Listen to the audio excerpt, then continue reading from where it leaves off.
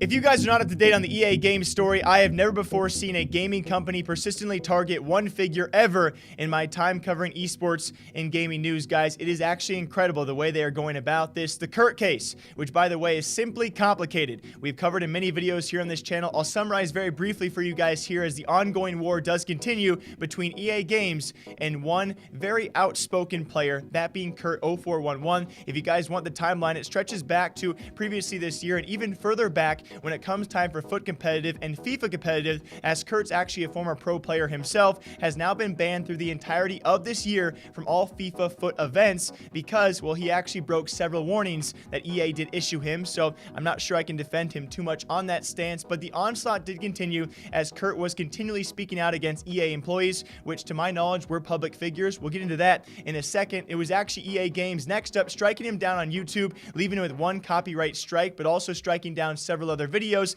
and several of his Twitch streams from the past as well, in which he was playing their game. Albeit, you guys got to keep in mind there are certainly two sides to this story, and I probably should have prefaced with the fact that EA Games and Kurt have both had their times of not being too professional in the way they have acted. Kurt has said a lot of things, and I would like the EA Games with their future responses maybe cite some examples of how exactly he breached their terms of service, because he very well could have. He has said a lot of things. I'm not full out defending the guy. I'm not full out targeting EA. Both sides here certainly have done things very much the wrong way and have not acted professional in the way they've handled things. Next up, it was actually EA Games deleting Kurt's FUT founder account, also making sure to state he apparently can make a brand new account and continue to play EA games, including FIFA. Eventually, EA posts their statement about this, and do make sure to note that Kurt actually did breach their terms of service with harassment and threats. Now, I will say there are probably plenty of times we could see the things he has said as harassment. When it comes time to issuing them as threats, though, I would love for EA to actually cite specific examples of when Kurt actually went after people with actual threats. We have seen videos both deleted and probably still currently up there, as well as stream clips of Kurt certainly calling out EA employees. Like I said before, though, many of them, or if maybe even all of them, are actually public figures. So to what certain extent does it actually apply to breaching terms of service? At the end of the day, though, what it really does come down to is EA Games can probably do this, right? It is their game. They can pick and choose who plays and who does not play their game, but whether or not you guys find it right is the definite issue, because the war continued and still is ongoing. As it was actually Kurt, as he was told he can make a new account, he did make a brand new account, came back to stream stronger than ever, breaking 15,000 concurrent viewers on Twitch when his account was then deleted again. So the angle people are coming from is apparently EA told him to make a new account. He made a new account. They then took down that account. And even further, latest news for all of you guys, he has now been issued a Twitch ban. Not directly from Twitch. There are a few people out there, and I will leave these rumors open as well. Apparently, Kurt had text-to-speech donations on, in which some donators were actually threatening EA employees, which I do believe would actually breach Twitch's terms of service, but it was not Twitch directly stepping in. It was actually EA striking down the stream, and Twitch then responding because of copyright infringement, and thus giving him a short ban on the platform.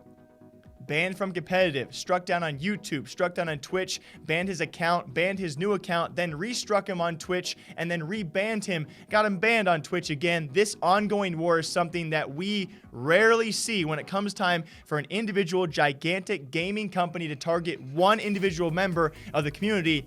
I have never seen this before, and it is actually incredible to see the response. Certainly, people are on both sides. There are plenty of people on EA Games side saying, hey, if he harassed your employees time and time again and has been very outspoken about it, he does deserve to be banned. But there are certainly a lot of people against EA Games and on Kurt's side saying, yeah, he said some pretty bad things. He's admitted and apologized for them, but the continuous onslaught of everything he does now around your game to only target one individual person and not to fix the actual game and to show all of your consistency in targeting one guy, which, you know, to his extent, you know, to some extent, what he's saying about the game is actually true, and what it's lacking and what it's not doing correct.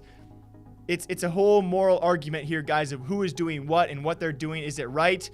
It's incredibly difficult to actually judge. So until next time, I hope you guys all enjoy. I will keep you all posted on this story. EA Games continue their onslaught and war against Kurt0411, the latest of which has another EA actual copyright strike on Twitch, coming with a Twitch ban as well.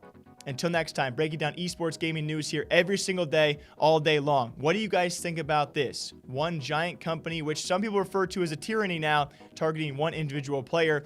I don't think either side is completely right, but certainly some side will win in the end, right? I'll see you guys back here soon.